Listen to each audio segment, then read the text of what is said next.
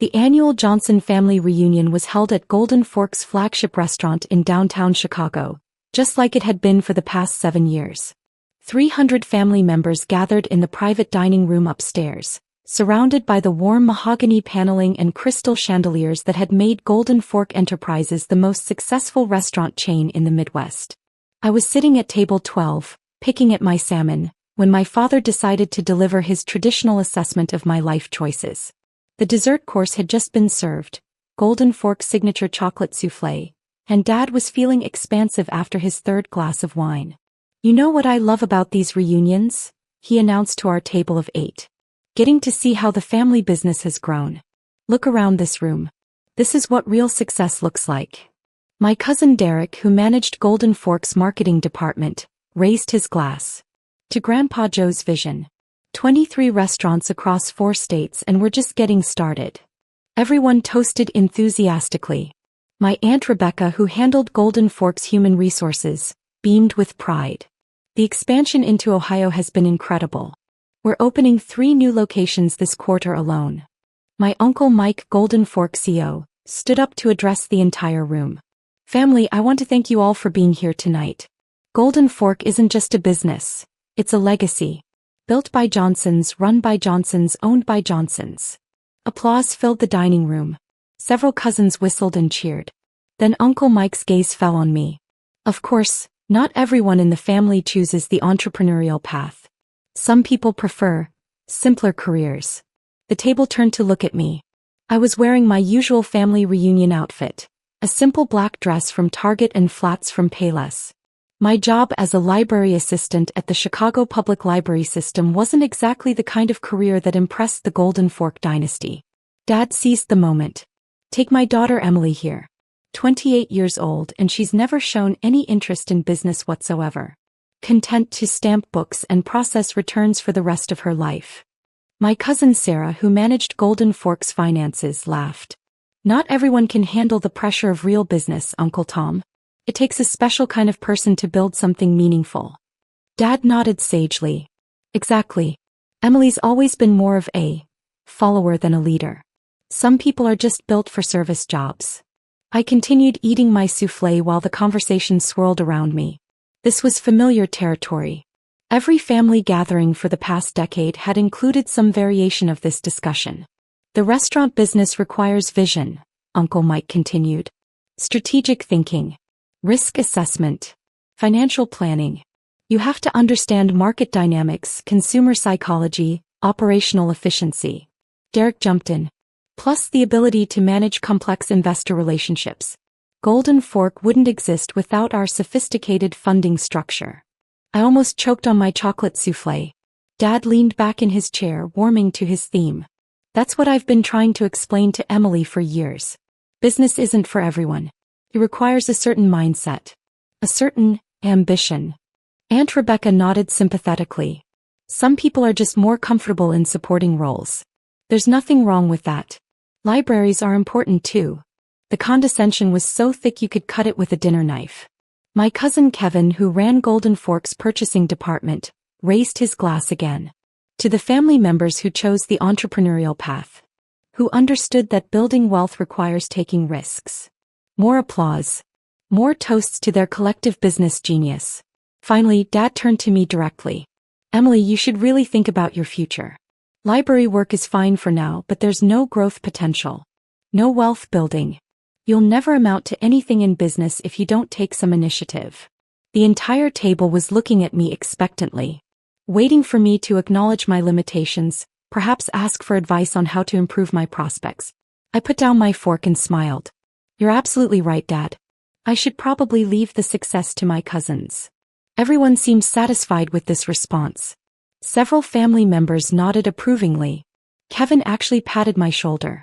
"That's good self-awareness, Emily. Not everyone can be an entrepreneur." I excused myself to use the restroom and walked through the dining room, past tables full of family members celebrating their collective success. The Golden Fork staff was moving efficiently between tables, serving coffee and clearing dessert plates. What none of them knew was that I'd been watching their operations very carefully for 7 years. Every menu change, every location expansion, every staffing decision. Because while my family saw me as the simple librarian who couldn't understand business complexity, I'd actually been Golden Fork's largest investor since 2016. Through a network of investment vehicles managed by Meridian Capital Partners, I own 78% of Golden Fork Enterprises. The initial investment had been $50 million from my inheritance, money my grandmother had left me in a trust that my father had somehow never learned about. Over 7 years, as Golden Fork expanded and grew, my position had increased to $200 million. Every major decision the family had made about their restaurant chain had ultimately been approved by my representatives on Golden Fork's board of directors. Every expansion, every renovation, every strategic initiative had been funded with my money while my father explained to relatives why I'd never amount to anything in business. I called my fund manager, Patricia Chin, from the restaurant's bathroom. Patricia, it's Emily. I need to initiate liquidation procedures for the Golden Fork Enterprises position. Emily, that's a significant holding. Are you certain about this timing? The Q3 numbers look very strong. I'm certain. I want everything pulled. Complete liquidation within 30 days. There was a pause. This will trigger the majority shareholder dissolution clause. The board will need to be notified immediately. Are you prepared for that level of exposure? I thought about my father's voice explaining to the table why I'd never amount to anything in business. I'm prepared. Send the notifications. Emily, I have to point out that this decision will essentially destroy the company. Golden Fork's operational capital comes entirely from your funding structure. Without continued investment, they'll be insolvent within 60 days. I understand the implications. This seems like an emotional response to something. Maybe we should schedule a meeting to discuss. Patricia, I've been monitoring Golden Fork's financial metrics for 2 years. Their expansion rate is unsustainable. They're opening new locations faster than they can train competent management. Customer satisfaction scores have been declining across all markets. They're spending money like they have unlimited access to capital, which was true until today. This was all accurate. While my family celebrated their business acumen, they'd been making increasingly poor operational decisions. Too much expansion, too little quality control, too many hired managers who didn't understand Golden Fork service standards. If you're certain, Patricia said, I'll begin the liquidation process. The board notification will go out within 2 hours. Perfect. And Patricia? Make sure the documentation clearly identifies that this decision comes from Thames River Holdings. I want the board to understand exactly who's been funding their operations. Thames River Holdings. Tearage Tom's Rebecca's Holdings, named after my parents. A little joke I'd been enjoying privately for 7 years. I returned to the dining room where dessert was winding down and coffee was being served. The family was still discussing Golden Fork's bright future. The Nashville expansion is going to be huge, Derek was saying.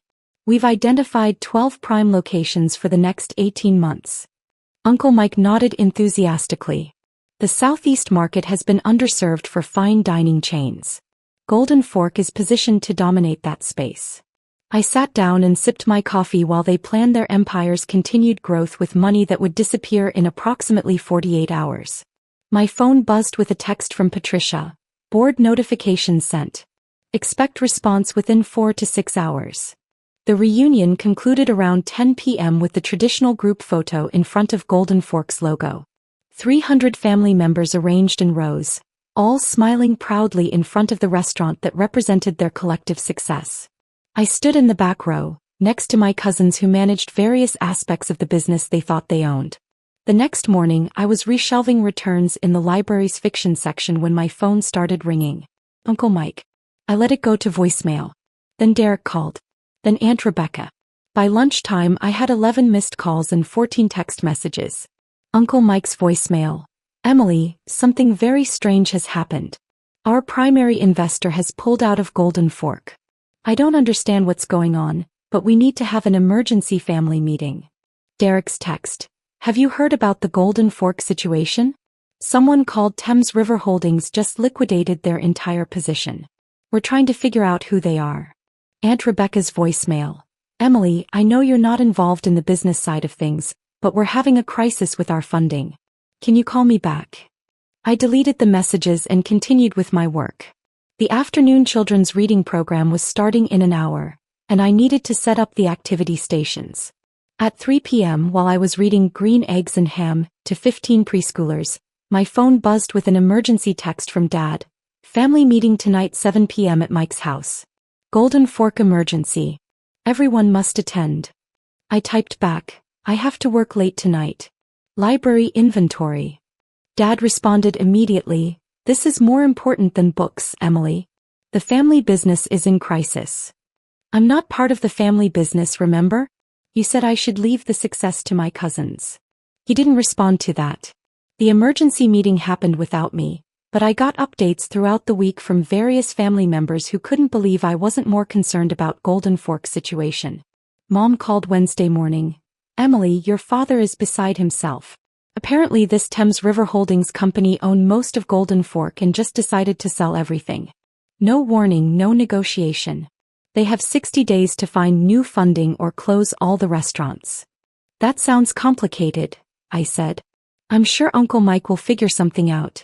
He's very good at business. But where are they going to find $200 million in 60 days? And why would an investor just walk away from a profitable company? I thought about how to answer that. Maybe they had reasons we don't understand. Thursday, Derek called.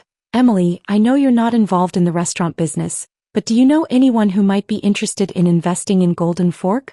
We're reaching out to everyone we can think of. I don't really move in investment circles, Derek. I'm just a librarian, remember? Right, but maybe through the library system? Maybe some of your patrons are business people. I almost laughed. I'll keep an ear out. Friday afternoon, Uncle Mike himself called. Emily, I'm going to ask you something that might sound crazy. But Thames River Holdings. Those initials are TRH. Your parents' names are Tom and Rebecca. Is there any chance? I mean, this is going to sound insane. But is there any chance you know something about this company? I was quiet for a long moment. Uncle Mike, that does sound insane. Where would I get $200 million to invest in restaurants? I know. It's just that the timing is so strange. The liquidation happened the day after the reunion, right after. He trailed off. Right after what? Right after your father made those comments about your career choices. You think I destroyed the family business because Dad hurt my feelings? No, of course not. I told you it was crazy. I'm just grasping at straws here. 2 weeks later, Golden Fork Enterprises filed for bankruptcy protection. Without Thames River Holdings' continued funding, they couldn't maintain operations across 23 locations. The restaurants began closing one by one, starting with the newest locations that hadn't yet established strong customer bases. The family was devastated. Uncle Mike had to lay off more than 400 employees. Derek, Sarah, and Kevin all lost their management positions. Aunt Rebecca had to liquidate her retirement savings to cover personal expenses. Dad called me 3 times during this period, each conversation more desperate than the last. Emily, I don't understand how this happened. We had such a strong business model. We were profitable. We had expansion plans. Maybe the investor had other priorities, I suggested. But who just walks away from a profitable restaurant chain? It doesn't make business sense. I wouldn't know, Dad. I don't understand business complexity, remember? The final blow came 6 weeks after the reunion. The Chicago Tribune ran an article about Golden Fork's bankruptcy. Local restaurant chain collapses after major investor withdrawal. The article included interviews with several family members who expressed confusion about Thames River Holdings' motivations. Uncle Mike was quoted, "We never understood why they decided to liquidate. The company was profitable and growing. It seemed like a purely arbitrary decision." Derek added, "Thames River Holdings never communicated with us directly. Everything went through lawyers and fund managers. We still don't know who they really were or why they walked away." I read the article during my lunch break at the library, sitting in the staff room with my sandwich and coffee. That evening, Dad called one final time. "Emily, I need to ask you something and I want you to be completely honest with me." "Okay." "At the reunion when I was talking about your career, when I said you'd never amount to anything in business, were you upset about that?" I thought carefully about how to answer. "Dad, you've been saying things like that my entire adult life. If I got upset every time you dismissed my potential, I'd never stop being upset. But this time was different. This time was in front of the whole family. In front of everyone. It was." And the next day our investor pulled out. Coincidences happen. There was a long silence.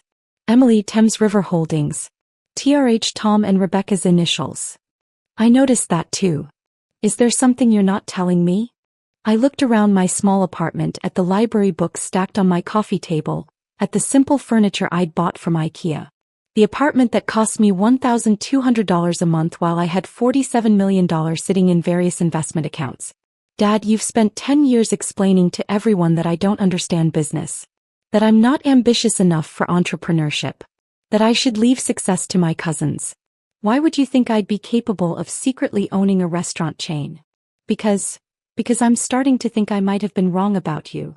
This was the first time in my adult life that my father had admitted being wrong about anything related to my capabilities. What makes you think that? Because someone with enough money to destroy a $200 million company overnight would have to be very, very smart. And very, very patient. And very, very strategic. I didn't respond immediately. Emily, are you Thames River Holdings? I set down my coffee and walked to my window looking out at the Chicago skyline. In the distance, I could see the building that had housed Golden Fork's corporate headquarters until they'd lost their lease last week. Dad, if I were Thames River Holdings, that would mean I'd spent 7 years secretly funding the family business while you told everyone I was too stupid to understand entrepreneurship. Yes. That would mean I sat through dozens of family gatherings listening to you mock my career while I was actually the person paying everyone's salaries. Yes. That would mean I have access to the kind of money and financial expertise that you've always said I was too simple to understand. Yes. And that would mean you've been completely wrong about my capabilities for my entire adult life. There was a very long silence. Finally, Dad said, Emily, are you Thames River Holdings? Dad, what do you think? Another silence. Then, I think I owe you the biggest apology of my life. Yes, you do. And I think I've been an idiot. Yes, you have. And I think you just taught me the most expensive lesson I've ever learned. I smiled, looking out at the city lights. Business lessons are always expensive, Dad. The good ones anyway. 3 months later, the family was still recovering from Golden Fork's collapse. Most of my cousins had found new jobs, though none at the management level they'd been accustomed to. Uncle Mike was working as a consultant for other restaurant chains, trying to rebuild his professional reputation. Dad and I started having monthly dinners together, just the two of us. We never talked directly about Thames River Holdings, but the dynamic between us had changed completely. He asked about my work at the library with genuine interest. He asked about my thoughts on business news and financial markets. He treated me like someone whose opinions mattered. During one of these dinners he said, Emily, I've been thinking about what happened with Golden Fork. Oh. About whether the family could have done anything differently. Whether we could have maintained the relationship with our investor. I thought about this. Probably. Investors usually want to feel valued and respected. They want to know that their contributions are appreciated. Instead of taken for granted. Dad nodded slowly. Good investors are hard to find.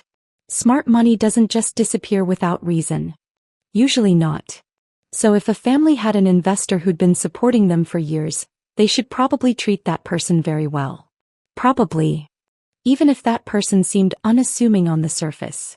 Especially if that person seemed unassuming on the surface. We ate in comfortable silence for a while. Finally, Dad said, Emily, I don't know if you'll ever tell me the complete truth about what happened with Golden Fork. Maybe someday. But I want you to know that regardless of what the truth is, I'm proud of you. I'm proud of your work at the library. I'm proud of your intelligence. I'm proud of your strategic thinking abilities. I smiled. Thank you, Dad. And if you ever decide to get involved in business ventures in the future, I hope you'll consider letting your old man participate. Maybe as a junior partner. Someone who listens more and talks less. I thought about this offer. About whether our relationship was ready for that level of partnership. I'll keep that in mind, I said. 6 months later I made my first open investment under my own name. A small independent bookstore in my neighborhood that was struggling with rent increases. Emily Johnson, investor and strategic advisor. The owner, Mrs. Chin, was surprised when I offered to help. Are you sure you understand the retail book business? It's quite complex. I smiled. I'm a quick learner. The bookstore thrived under new management and expanded to include a cafe and event space. Mrs. Chen often told customers that her success was due to finding the right investor at the right time. Someone who understood the business and treated me with respect, she'd say. That's the most important thing in any partnership. And sometimes when Dad visited the bookstore, I'd catch him smiling as he listened to Mrs. Chen explain her business philosophy. He never said anything, but I could tell he was connecting the dots between my approach to investing and whatever lessons he'd learned from the Golden Fork experience. Because the best business lessons are the ones that teach you to recognize talent and wisdom wherever you find it. Even in the people you thought you understood completely.